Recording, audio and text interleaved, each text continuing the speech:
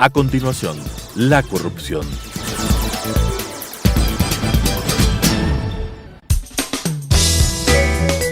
Clasificación B, bajo supervisión de un adulto. Son de exclusiva responsabilidad de sus autores y de quienes intervienen en ellos.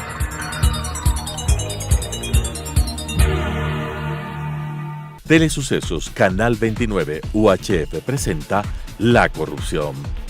La corrupción es una asociación para delinquir entre corruptor y corruptos. ¿Podemos seguir siendo complacientes frente a este flagelo? Con la conducción de Freddy Bravo. La corrupción. Qué gusto de saludarlos.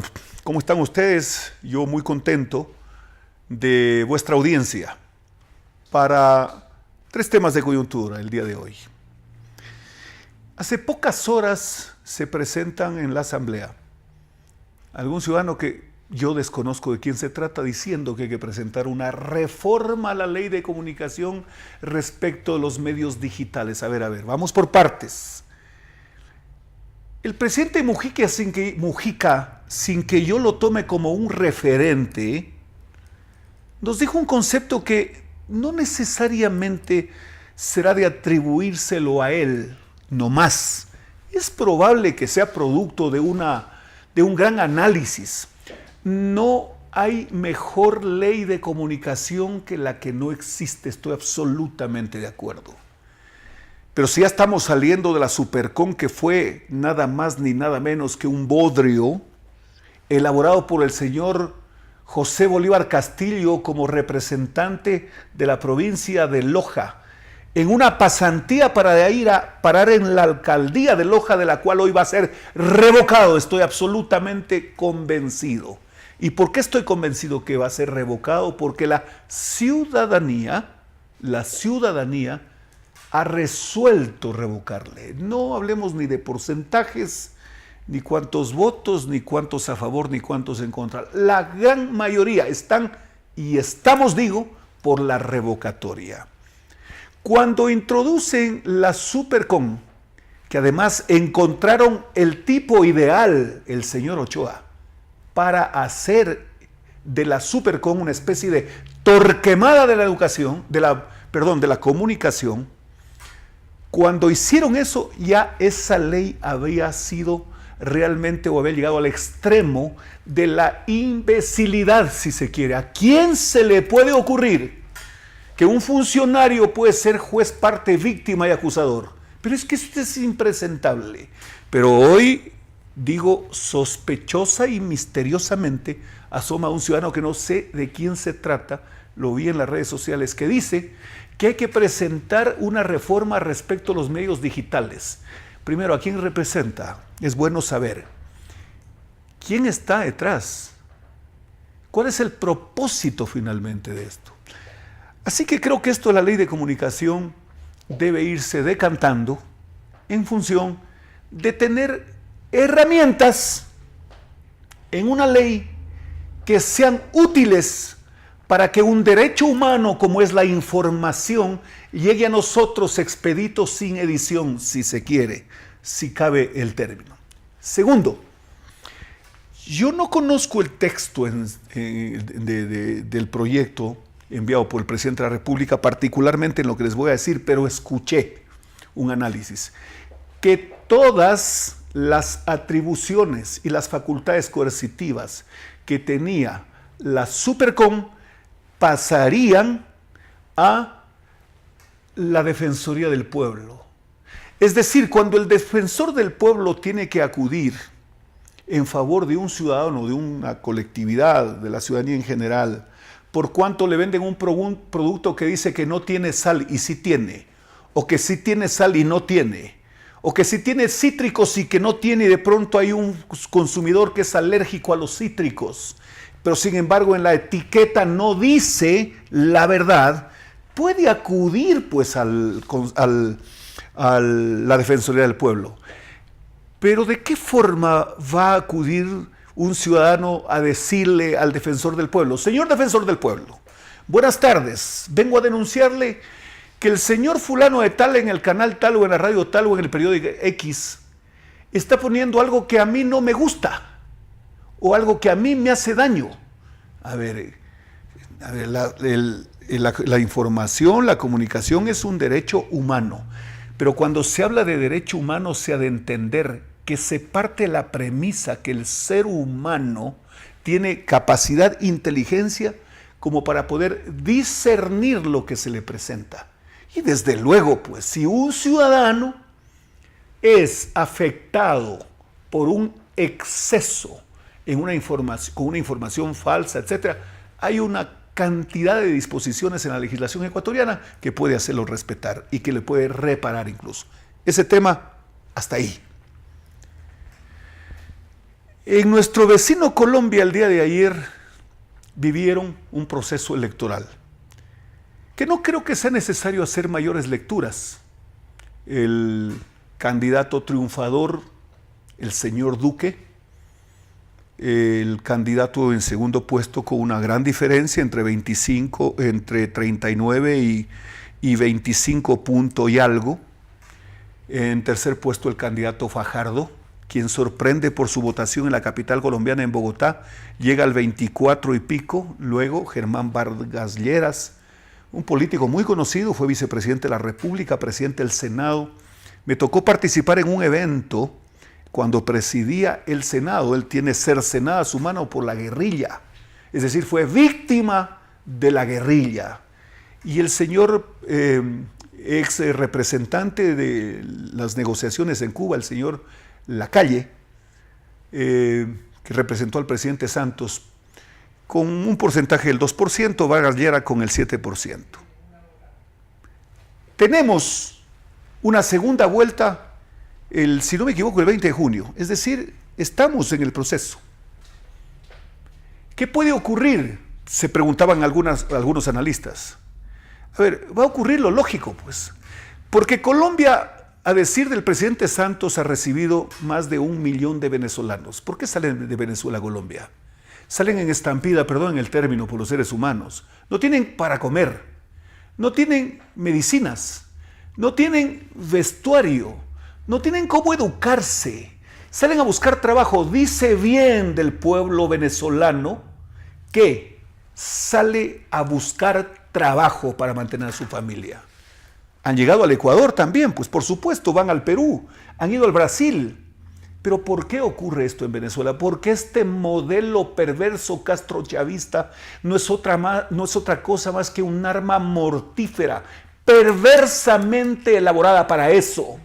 Porque no es que Cuba vivieron felices desde que el señor Castro, jurando de que no era comunista, de que era humanista, asaltó los poderes en Cuba y sometió al pueblo cubano, porque esa es la realidad. Pero quiero referirme a algo. Primero voy a referir al señor Petro. Yo ni siquiera voy a hacer un análisis de su paso por la guerrilla, por el M-19, que ya pues debe, por lo menos, invitarnos a pensar y a sacar más de una conclusión.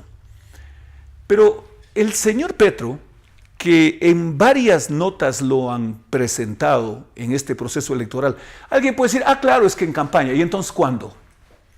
¿Y entonces cuándo? Su paso por la alcaldía de Bogotá fue poco menos que un fracaso. Poco menos que un fracaso. Presentan algunas notas donde él se convierte en una especie de, a pie juntillas, seguidor del chavismo. Seguidor de Maduro, casi con los mismos textos de Correa. Pero lo que nos debe a nosotros hacer pensar, y seguramente muchos colombianos se decidieron votar por el señor Duque o los otros candidatos y no votar por Petro, es porque quienes revisan la historia deben haber encontrado los textos en Cuba en 1956, cuando le preguntaba a la prensa, los periodistas mejor dicho, si él era un comunista. Él decía que no, que era humanista. ¿Hasta cuándo? Hasta tomar el poder. Pero veamos lo que dice en 1997 el señor Chávez, pues. El señor Chávez juraba de que él no era un comunista, de que él no era un castrista, de que él era un humanista. Pero es exactamente el mismo texto. Y cuando por el señor Maduro le preguntaron al señor Correa, hace unos 2 o 3 años, él decía que Maduro es un humanista. Pero miren la coincidencia entre la primera y segunda vuelta en el 2006, entre octubre y noviembre, que fue la segunda vuelta. Correa fue prácticamente arrinconado por la prensa nacional e internacional. Y él decía que va a respetar a los ciudadanos elegidos como diputados, que va a respetar a todas las funciones del Estado, que va a respetar a la empresa privada, bueno, que va a respetar a la iglesia, que va a respetar a las Fuerzas Armadas, que va a respetar a todos. Yo recuerdo el día 1 de noviembre del año 2006, el día 1 de noviembre, sí, del año 2006, es el día en que inicia la romería la Virgen del Cisne, llevándola desde la Catedral de Loja por la vía Catamayo hasta su santuario en el Cisne. Este señor llegó ese día y fingió 2 cosas. Primero dijo que le habían quitado el helicóptero que alquilaba para sus movilizaciones. Y además acusó que el dueño de la empresa de helicópteros que le habían arrendado a él, porque no le deben haber dado gratis por obvias razones, no, era el abogado Álvaro Noboa. ¿Qué les parece? Un sabido, pero de esos, yo no sé cómo los excorreístas todavía no nos han pedido disculpas y perdón, no solo por haber estado con Correa, sino por haberse dejado cuentear de Correa, ¿no? Segundo, fue a la iglesia catedral y no monaguillo, los monaguillos tienen una forma de inclinarse en la iglesia. No, con las manos atrás. Sí, tal como les digo. Y de rodillas, con la mirada inclinada, estaba casi como según él dando una imagen, pidiéndole a la Virgen del Cisne que guíe sus pasos, ¿no? ¿A qué me quería referir? Que esos días, todo lo que le atribuían a él haber dicho durante su cortísimo paso por la vía pública, algo conocido en la vida estudiantil, y unos pocos días en el Ministerio de Economía y Finanzas en el gobierno del señor Palacio, todo lo que decía, que hay que tumbar el Congreso, que hay que tumbar las cortes, que hay que tumbar las superintendencias, que todo hay que ir un borra y boa de nuevo, vamos a refundar la patria. Le quedó eso del gran discurso que dio, entre comillas, gran discurso del señor Palacios en Ciespal cuando tumbaron al presidente Lucio Gutiérrez. Vamos a refundar la patria. Le decían, pero usted va a hacer una asamblea constituyente y podrán funcionar en paralelo la Asamblea Constituyente y el Congreso. Y él decía, por supuesto, claro que pueden funcionar. Hace una nueva constitución y por supuesto el país tiene que adecuarse a al nuevo país al que nosotros hemos diseñado. Y no ponía de ejemplo ni a Cuba ni a Chávez. Por supuesto que no, a los Kirchner, imposible. Todo decía que no. Una vez que tomó el poder, la misma noche que proclamaron los resultados, ya era el grito y vamos a Montecristi y fuera el Congreso, etcétera, etcétera, etcétera. Y claro, los que nos opusimos en el Congreso fuimos pues inmediatamente destituidos. Lo que quiero decir con esto es que el mismo discurso que tuvo Fidel Castro, Chávez, Correa, los Kirchner, Ortega, pero exactamente el mismo, ha sido parte de una franquicia que a Colombia, en nuestra forma de ver las cosas y los resultados, los puso alerta. Ha dicho el señor Petro que la diferencia no es mucho, son más de 14 puntos, por favor. Además, en procesos entre primera y segunda vuelta, ha sido la primera vez que existe una diferencia tan contundente. De suerte que de lo que se percibe el señor Petro no tiene ninguna posibilidad de revertir la tendencia. A ver, el señor Fajardo se va a hipotecar porque es una votación muy importante la del señor Fajardo. Está a escaso punto y medio Más o menos eso del señor Petro. Quiere decir que tiene una gran expectativa hacia el futuro, más allá de que este señor ha manifestado que él termina el proceso y se retira. Yo no me explico, no conozco detalles por qué hizo esa declaración, que si no llegaba a triunfar, él se retiraba de la política.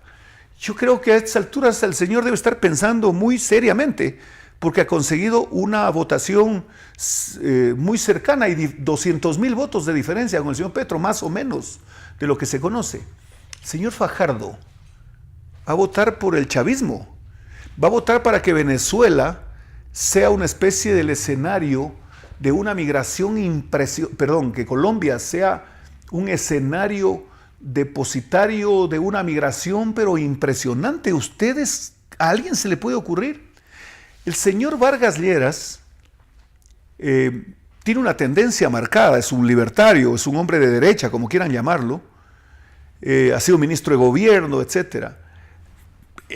Ha sido víctima de la guerrilla, fue secuestrado. ¿A alguien se le puede ocurrir que el señor Vargas Lleras va a votar por el señor Petro? No, imposible. Yo diría que vale hacer una reflexión. Y yo les invito, ustedes, por supuesto, sobre estos temas deben estarlos pensando. Todo ser humano está a estas alturas por las herramientas con las que cuenta, teléfonos, con internet, con redes sociales, etc. Está siempre pendiente de lo que pasa en el día a día. El señor Santos es el gran derrotado de esta campaña electoral. Tuvo 2 candidatos, el señor Lacalle y el señor Vargas Lleras. Entre los dos, 9%. Eso es un mensaje claro y contundente respecto a lo que está pensando el pueblo colombiano. Yo no puedo dejar de dar una modesta opinión, asimismo para que la pensemos entre todos.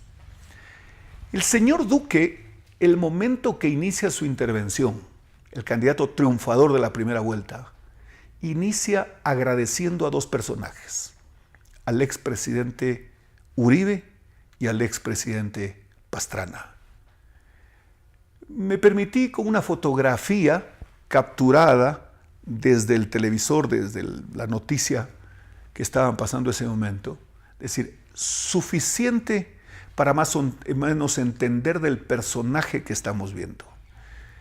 A ver, para nadie es una incógnita o algo parecido del apoyo del señor presidente Uribe al candidato Duque. Todo lo contrario. Hasta como que fue acusado de ser una especie de herramienta del uribismo. Para nadie es asimismo una novedad de que el expresidente Pastrana tenga cercanía con su candidata a la vicepresidencia de la República. Pero ¿qué quiero decir con esto? No es un asunto solo de buena intención o de buena costumbre. El decir, agradezco a los expresidentes Uribe y Pastrana. No, ese es un asunto de buen comportamiento al momento de decirlo, pero además de una convicción.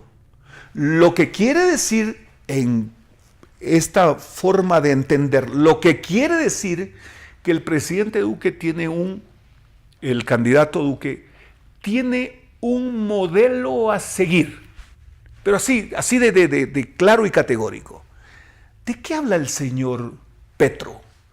De que no quisiera que el neoliberalismo continúe haciendo de las suyas, palabras más, palabras menos, en Colombia.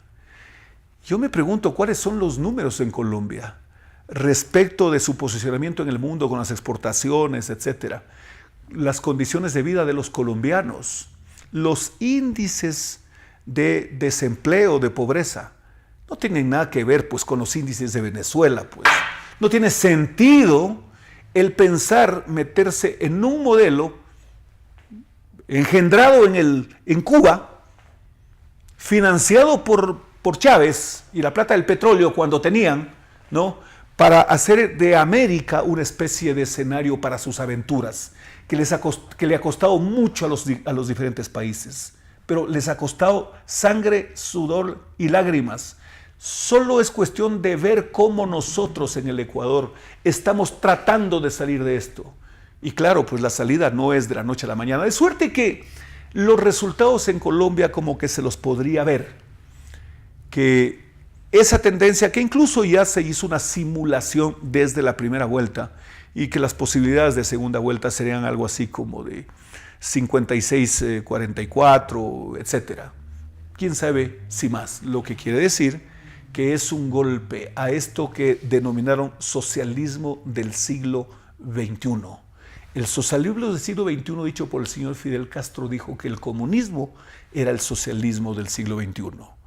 Ahí es cuando idearon con Lula hacer una especie de laboratorio en Sao Paulo, el Foro de Sao Paulo, financiado por Venezuela, para hacer la gran receta de América Latina.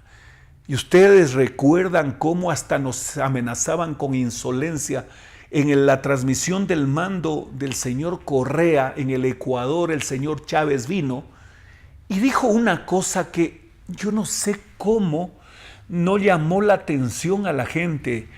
Les decía, palabras más, palabras menos. Yo quiero decirles a los ecuatorianos que es la última vez que vamos a tener un cambio profundo sin sangre. Estos bandidos golpistas como Chávez y compañía, que luego del golpe fueron de rodillas a meterse en el calabozo y a ofrecer todo tipo de informaciones para que según ellos les perdonen la vida, nos venían a decir que si nosotros no aceptábamos el cambio nos daban bala. Pero es que no hay otra interpretación. Dice, es la última vez que tenemos la oportunidad de un cambio profundo sin sangre. Vea la concesión de un tipo como estos.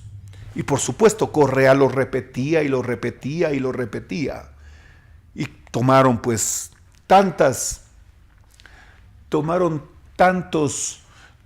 referentes sin que les pertenezca, como por ejemplo a Simón Bolívar, referente del socialismo del siglo XXI. Por favor, pues, yo no tengo la menor duda que el tema de Colombia le puso un freno a esto que llaman Revolución Ciudadana.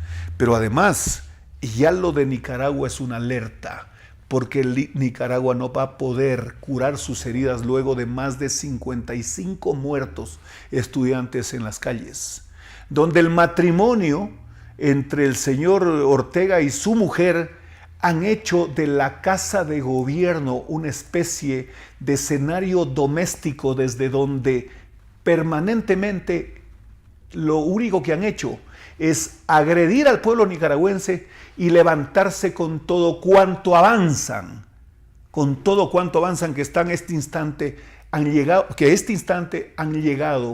al cansancio de la gente, pero que no está en condiciones de soportar un día más. Solo quiero referirme a un tema respecto del proyecto que está enviando el presidente de la República a la Asamblea Nacional. Escuché a un exministro de Finanzas esta mañana, de Correa, que dijo que en el proyecto no se hace constar o que no se ve que existen los temas sociales. Quiero decirle a ese señor, que no lo voy a nombrar porque si estaría aquí tendría que decirle, no, pues no hay mejor política social que desarrollar una economía sana. Porque cuando hay una economía sana, el Ministerio de Finanzas puede derivar recursos para el ministerio, ¿cómo se llama hoy? Para el MIES. Puede derivar recursos para el Ministerio de Vivienda. Puede derivar recursos para el Ministerio de Salud.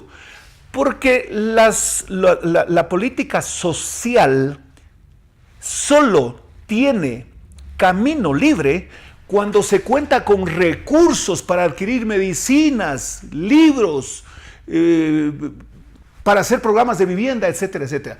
De suerte que ya ese discurso cansino, medio así, de esa vieja rancia socialdemócrata que nunca llegó realmente a florecer, si se quiere, como una tesis política económica de progreso, sino fue una especie de intermediación entre el extremismo izquierdista que quería ponerse una especie de coraza.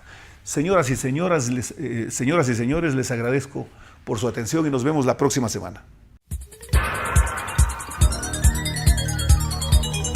Las opiniones vertidas en este espacio por la producción y dirección del programa son de exclusiva responsabilidad de sus autores y de quienes intervienen en ellos.